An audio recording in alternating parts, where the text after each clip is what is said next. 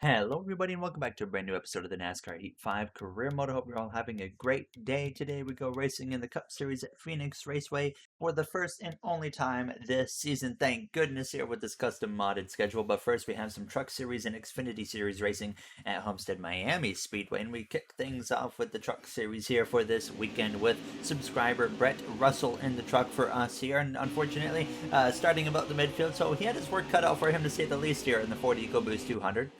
Homestead, not typically a track that has treated our truck team or Xfinity team of Going Racing very well. On the Cup Series side, we usually do a pretty superb job. We had a really strong run here at the beginning of the season in the Cup Series, and as you guys know, with this modded custom schedule that we now run in career mode, we will be going to Homestead Miami for the championship race in the Cup Series at the end of this season. Truck Series and Xfinity Series will once again remain at Phoenix Raceway now. And in the next game, if modding is a legitimate thing still and not hard to do, and it's just as easy, hopefully, as this game, then of course I'm going to be trying to mod schedules over there on that game as well, and of course driver rosters and paint schemes and whatnot. We're hoping to carry over the whole modding system into the next game, and of course, so keep in mind the way of modding in that next NASCAR game, since it's a new game engine, it's going to be completely different to where it is now. So it's interesting to see how that's going to work out. But you see there, Brett Russell worked himself up into the 7th position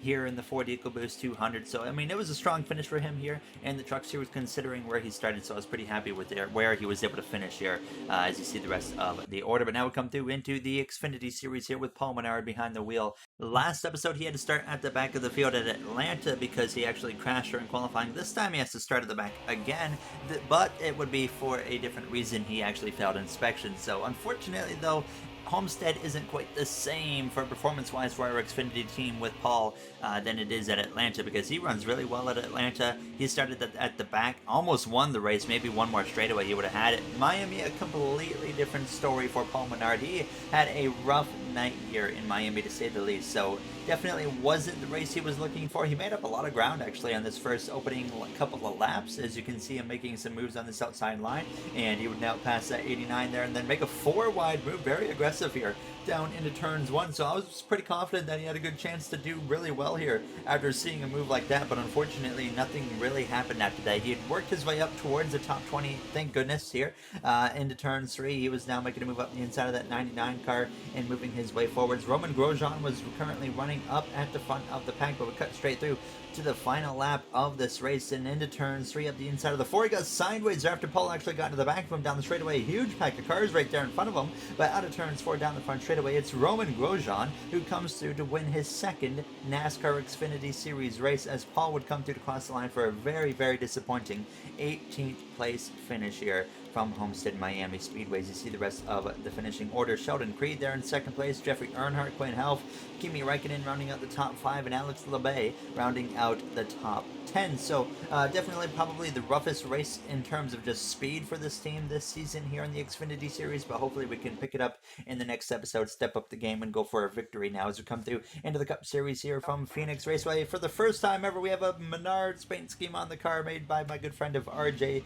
I'm going to put his Twitter and whatnot in the description for you guys to check his Twitter out now, as it's also got Valvoline on the front of the car. Very happy to run this. He made the scheme like 2 seasons ago in the career mode, and I'm finally just now getting around to running it, and I hope you guys do enjoy this paint scheme now as we come through down this front straightaway to cross the line with a 26.196. We qualify a respectable P14, which I believe is the same exact spot we qualified in the last episode as well. So, I mean, a very consistent, I guess, with qualifying coming over from Las Vegas to Phoenix. But it's Chase Briscoe for Penske Racing in the number 12 car on pole this first season with that Penske Racing team, and he finds himself leading the way to the green flag here at Phoenix. McLaren, of course, looking strong. Again, Kyle Larson's been a little bit off here in the last episode, and looking like he might be a little bit off today as a Going Racing driver of Daniel Suarez, unfortunately, starts in 40th place. Alright, boys, I mean, Las Vegas, I mean, shocked all of us, I think. I don't think we were in position to win that race, but we had a great restart, so, I mean, it's just building our confidence. I don't see why we can't go out and get a win today, so let's go have a fun one. There you hear myself on the radio getting ready to take the green flag for the Fan Shield 500. We have won 2 consecutive races now, and that means this Gordon Hendrick Motorsports team has won 4 of the 5 races so far this season, with Kyle Larson going back-to-back at Daytona, and then Homestead, Miami, and then Christian Eckes got that in-between win, and then we were able to win now back-to-back at Auto Club, and then Las Vegas. So we'll see if this trend continues. Maybe a different winner today now as the green flag is out, and we are underway from Phoenix Raceway from the 14th starting position. Chase Briscoe leads the way to the green flag alongside Chase Elliott there in that number 9 Napa Auto Parts McLaren Chevrolet Camaro now as we go off into turns 1 side by side with the rookie of Max Gutierrez right behind the 7 of Eric Jones. Ryan Blaney a row in front of us now as he has been off to a bit of a slow start to the season, but has been showing some signs of speed, so definitely think he's going to be a playoff contender this season, hopefully now, as he went to the McLaren team last season, and that was just a one-off deal. Came over to this Gordon Hendrick team a season later, and as you guys remember, he was at Penske for quite some time, won a few races in the very first Cup season we did, and then hasn't actually won a career mode race since then. So it's been a long time since a guy like he has gone to victory lane now as we go down this back straightaway right behind that number 7 of Eric Jones, another guy who's not been to victory lane recently now. Last season went winless. The season before he did pick up a win for that McLaren racing team, but he's only gotten 2 wins throughout this whole career mode. Same as Ryan Blaney. They both have 2 wins. They are both on very long winless streaks now as we come through turns 1 out of turns 2. We will be able to clear that 7 of Eric Jones. And speaking of winless streaks, of course, Chase Elliott has been winless for 2 whole seasons, and right now has a car potentially today able to compete for a win as he's right on the back of Chase Briscoe now. As we make a 3 wide with our Gordon Hendrick teammate of Ryan Blaney for a moment there with Chastain, but we do settle up to 2 wide, and now we're going to pass Chastain on the inside. And speaking of Ross Chastain, him and this Trackhouse Racing team this season have been very, very strong. I think that if we don't have enough surprise winners and whatnot, he is definitely a driver that will point his way into the playoffs this season. What a change compared to what he had last season at that 47 car, which is very slow once again this season now as we come through turn 3 and out of turn 4 side by side with the 4-time NASCAR Cup Series champion of Kyle Busch. In our final season of the NASCAR Heat 5 career mode, he has the potential to go out a 5-time NASCAR Cup Series champion, but so far this season, Joe Gibbs Racing has been way off compared to what they've ever been. None of them have been up in there really in the mix for the win, and it's going to be really interesting to see if they can pick it up. Harrison Burton has been strong, Kyle's been mediocre, Ty Gibbs has been way off, and then Rajah Caruth, he's actually been pretty strong as well. So it's really just the 20 car and the 19 really leading the way, then the 18's kind of in the middle, and then the 11's way off. So it's going to be interesting to see if that Joe Gibbs team can get things sorted out throughout the rest of this season. Now, as we would get past Ryan Preece, and after that happened, absolutely nothing else happened after that. It comes straight through to the final lap of stage 1, and Chase Briscoe is continuing to lead the way now down this back straightaway for the final time here in this first and opening stage. And as we exit turns 2, no one in sight for us to run down, and no one behind us put on any pressure, so we were just kind of on an island of our own here on this final lap and just final few laps. So as we exit turns 4, though, it's a solid P8 finish here in this first and opening stage for the Fan Shield 500. So I was overall pretty happy with the car, the way it was going. I feel like we probably right now are exactly right around where this car should be. I feel like we weren't quite good enough to run down 7th place. Alex Bowman having a really good run right now. As you see, Chase Briscoe, though, looking very strong today, qualifying on pole and winning the stage. Of course, I do make a slight grill tape adjustment, adding it up to 45 from 40, and hopefully that will help us just a little bit, and that is really, I think, all we need is just a little bit more, and we'll have a good chance here throughout the rest of this race now as we're going to get ready to take the green flag here for the start of stage 2. Briscoe and Elliott lead the way to the green, and now for the start of stage 2, it is time to get amped.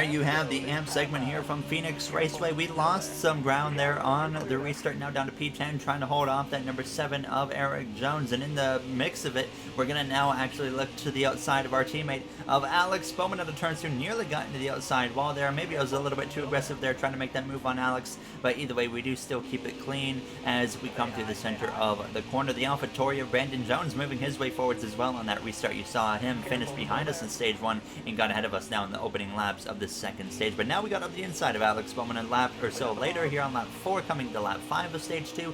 And now we're going to have a chance to get back into that top 10. A lot more laps here in stage 2. Still 21 laps to go in this stage, and that's still more than what we had in the first stage as a whole. So now, finally, out of turn 2, we do clear that Ally Financial Chevrolet of Alex Bowman. And then once again, we kind of pulled away from him, and then I was struggling once again to run down the cars in front of me. So no pressure from behind, but I can't run down the cars in front. But we slowly started reeling them in. We were getting closer and closer lap by lap. But it was so tough to get there, and I realized we definitely are going to need something else in this car if we want to have any chance today. We've won a race here at Phoenix Raceway before to win a championship. The one time we won the championship, we won this race, and ever since then, haven't put up quite the same results. And we come through to lap 14, 12 laps ago, and you can see how long it was taking me to get to that 7 of Eric Jones, but you still can see we are getting closer and closer. And by the time we came through now to lap 15, we had finally gotten to his back bumper, just about within a car length at least, as we go down this back straightaway. And I didn't want to waste any time right here. I thought about making a move up the inside, but thought a little bit better. But then actually I get into the back of the 7 of Jones. He had a way more of a checkup than I had previously anticipated going into the corner. So fortunately, though, we don't really damage the car too much, as you kind of see me looking around to make sure the car was okay, in good condition there on the front end.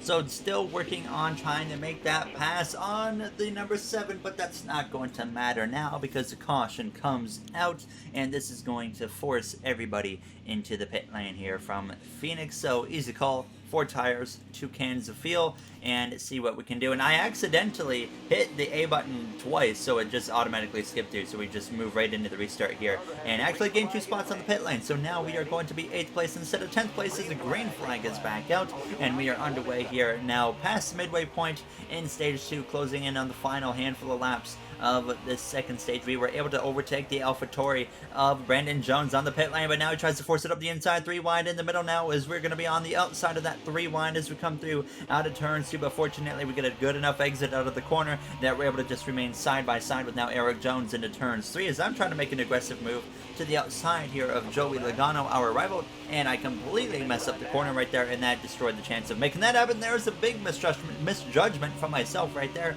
as I came right into the side of the number 2 of Ryan Priest, but fortunately no incident there occurring now, as that could have definitely led to a crash from his side, but fortunately he made a good save and kept it going in the right direction. So back up the inside of him now into turn 3, approaching 5 laps to go in the second stage. We do get clear of Ryan Priest, move back up into P9, and unfortunately that was as far as we got here throughout the last 3 laps of this stage. So we come through to the final lap down into turns 1 and 2, and once again the number 12 of Chase Briscoe continuing to lead the way over Harrison Burton, and the 19 having a really good run for Joe Gibbs Racing today as we go down this back straightaway for the final time in stage 2 into turns 3 and 4. Kyle Larson, Alex Bowman, Ryan Blaney all having pretty decent runs here today for this Gordon Racing team, and then of course ourselves as well, all up inside the top 10 as we come through to cross the line there. Blaney rounds out the top 10 as we do get P9. Rajat Caruth with a strong effort there in P7. Eric Jones in P5. I mean, look at McLaren, 3rd, 4th, and 5th. It's unbelievable how strong this team is this season, but they cannot find victory lane now. So you see me making some more adjustments because I just couldn't find what it was to make this car just turn more. So I decided to crank the wedge down a little bit, put more tire pressures there on the right rear, and hope that that will help us and give us a little bit more of what we need here going into this 3rd and final stage, where we are at least guaranteed 1 pit stop here before this race comes to a close. So getting ready to go green on the inside, we do not lose or gain any position, so we will be P9 right behind Rajat Caruth as the green flag is out, and the 3rd and final stage here from Phoenix Raceway is underway. 29 laps to go. Chase Elliott, Chase Briscoe, they've both been very strong today. Now as Caruth is going to get aggressive, make a 3 wide with Eric Jones and Joey Logano. I make a mistake there. I'll break myself essentially there, and that allowed the number 25 of Ryan Blaney to look up my inside. He made it 3 wide for a brief moment with myself and the Red Bull driver driver of Christian Eckes. And now as we come to the center of the corner, I got into the back as well of the 22 of Joey Logano. As we exit turns 4, Kyle Larson is right behind us as we come through to complete this first and opening lap of this third and final stage in the Fan Shield 500. And now up ahead, Briscoe is at risk of losing the lead now. As I got into the left rear quarter panel of Logano, I just said, you know what, get out of my way, not wasting any time with the Penske driver, and he nearly drives into the back of me into turns 3. But now Sam Mayer makes the pass on Briscoe, the first time today anybody else has led this race. So now we're up into P8 behind Ryan Blaney and now Harrison Burton on lap 55. And once again, same issue as before. I'm really having a tough time running these guys down and being able to complete passes. We're at least with them, but I still just don't have the car I need to be able to complete a nice quality pass here and move on with my day. So it was getting really frustrating at this point, because now we come through to 21 laps to go, still can't do anything, still stuck here in the 8th position, no pressure once again from behind. It was a really weird race this has been so far, a calm race. We've of course had one caution, but overall a pretty calm day from Phoenix Raceway, but that could change in a heartbeat. Now to lap 60, I was losing a little bit of ground actually to that 19 of Harrison Burton. We had 17 laps of fuel left in the car, and we had 19 laps to go, so it was close, but nobody was going to make it to the end, and my tires definitely were probably not going to make it anyways. So I was starting to think about the pit strategy a little bit here now, and thinking that might be our only opportunity to try and gain more positions and try to keep that hopes to go 3 in a row alive. Now as a caution actually comes out a few laps later with 18 laps to go, Sam Mayer, Carruth, Briscoe, Elliott, and Jones your top 5, and now that is going to force all of us into the pit lane. And I realize right here, this is my final chance to make any adjustments to this car. So I put right side tires on. I really put the wedge down now to 49.3, and I was looking at those right side tire pressures, and I was thinking about messing with those again. So I actually decided to mess with the left sides here and the right side. So all 4 tires getting some adjustments there on the tire pressures, leading into what could be the final restart on the day. Now as it looks like Lewis Hamilton potentially is the reason for the caution. A bit of a rough day for him here, as after what has been a big improvement on the ovals this season. Rajah Carruth on that last restart made a charge through the field, getting up into the top 3, but had a bad pit stop, putting him back down to P6 as the green flag is back out. 14 laps to go here from Phoenix Raceway now, as we have a bit of a checkup right there, as it was looking like the 20 was going to make it 3 wide with that number 7 car for a brief moment, but he decided to not make that risk, or take that risk. Now as we come through out of turns 2 side by side with our Gordon Hendrick teammate Kyle Larson, I'm going to make an aggressive move there and just kind of send it up the inside, breaking time. Now we're 3 wide with the 48 and the 20 out of turns 4, so that was a little bit aggressive, but we make it work now as we complete the opening lap since that restart. And immediately I just felt like the car was way more alive than it had been all race long, and we would make it show here on the track, because now out of turns 4 on lap 66, we got up the inside of the 20 of Carruth. We make the pass there up to 7th place. Now on lap 67, we got a good run out of turns 2, make a move up the inside of one of the strongest cars on the grid this season, Eric Jones, right there out of turn 4. We clear him, and we were wasting no more time with that. We get to the inside of Chase Briscoe, who's dominated the race until stage 3. Well, we look up the inside of him out of turns 4, and now we're side by side as we came through to start lap 70. Chase Elliott out in front, looking to end that 2-season-long winless streak. The Gordon Hendrick teammate of ours, of Ryan Blaney, in a position where he's trying to end like a 4-season winless streak here today, as he's up to 2nd. And now on lap 71, less than 10 laps to go, Elliott continuing to drive away. And now we look up the inside of Sam Mayer out of turns 2, and this is hands down the best the car has been all day, and it's clearly showing at this point as we go down into turn 3. And I was bringing my Gordon Hendrick teammate with me of Alex Bowman into the mix as well, as he's out now up to P6. But then coming to lap 73, 6 laps to go, Harrison Burton gets past Ryan Blaney, who drops back down now to P3 as going to turns 1. Elliott continuing to drive away, but the caution comes out with 6 laps to go here from Phoenix Raceway. We are now set up for an opportunity to go 3 in a row out of nowhere. The 2 wins that we have gotten this season, back-to-back Auto Club and then Las Vegas, we did not have the winning car. We won Auto Club on field strategy. We won Las Vegas by having a great 2-lap dash and just great restart there to put us in position. And now here we are with a chance to do the same thing today. We did 3 wide to the inside in Las Vegas with a few laps ago. Now the goal here is to do 3 wide to the outside on Burton and Elliott. And sure enough, that's exactly what we're going to do. We make the move to the outside of Harrison Burton and Chase Elliott down into turns 1. And now Burton falls in behind. And now Blaney makes it up the inside of Chase Elliott. He is now swallowed up by the Gordon Hendrick team. Blaney, myself, and then Alex Bowman as well is going to force Chase Elliott 3 wide as we go down into turn 3. Blaney to the lead, and I get hit in the back by the 9 of Chase Elliott. He puts us in the outside while out of nowhere I was immediately very upset with that 9 of Elliott. He just punted us into turn 3 looking salty because we just took his chances of winning away. As we go down into turns 1, I decided to cut across his nose. He's not taking it either. He pushes us up the track again. He's sideways, makes a great save. And 2 laps ago, now we're not even in the top 10 anymore as I'm into the back of the 9. Ryan Blaney in the Gordon Hendrick number 25 car with that body armor paint scheme all of a sudden has a chance to end his 4-season winless streak here as he leads the way to the final lap side by side with Chase Elliott. And we're going to get a look, of course, a closer look at what happened between myself and Chase after this race to kind of give an idea of what in the world caused that. Now as we come through turns 1, a chance to still get into the top 10 here as Ryan Blaney tries to hold off Harrison Burton in the 19 down the back straightaway into turn 3 for the final time. And now the number 45 of Derek Cross sends it up my inside. He gets into the back of me. I get into the back of the 2 of Brace. He goes sideways and make it 3 wide into the side of the 9. Ryan Blaney wins 3 wide in the middle to the line. We get P11 in the Fan Shield 500 and a chaotic final 3 laps here from Phoenix Raceway. What a finish. Blaney picks up the victory. He's locked into the playoffs and now is the 3rd Gordon Hendrick Motorsports driver to win this season. Last season, this team only could get 1 driver to victory lane, and that was myself. And now we've got 75% of our lineup to victory lane. We just need to find a way to get Alex Bowman into victory lane. And now here's a look at what happened between myself and Chase Elliott right here into turns 3. It was all Gordon Hendrick around him. Myself and Blaney took him 3 wide 2 different times, and then Bowman was up his inside, and right there I'm going for the corner, and then Elliott just kind of sends it in there. I would love to hear your guys' feedback on who you think was at fault over that one, because I felt like I was just turning into the corner normally, and then he decided to just come barreling in there at the last second. And then of course right here I decided I was just upset with the 9, so I just tried to cut across his nose, and then of course he wasn't taking it, and I don't blame him. And then that happened there. So, I mean, a chaotic finish to say the least. And that's not the first run-in we've had with Chase Elliott. Even when he was our teammate, we had run-ins with him most recently at Canada when I bumped him out of the way on the final lap to pick up the win there. So, not the first time we've had a run-in with Chase Elliott, but wow. What a finish, and Gordon Hendrick Motorsports now has 5 wins in 6 races. Definitely did not expect that considering where our team was in preseason, and definitely can tell you we should not be looking this good right now. As in the next one, we will be going to Gateway, and as always, if you guys enjoyed, you do know what to do. I'd like to thank you all for taking the time out of your day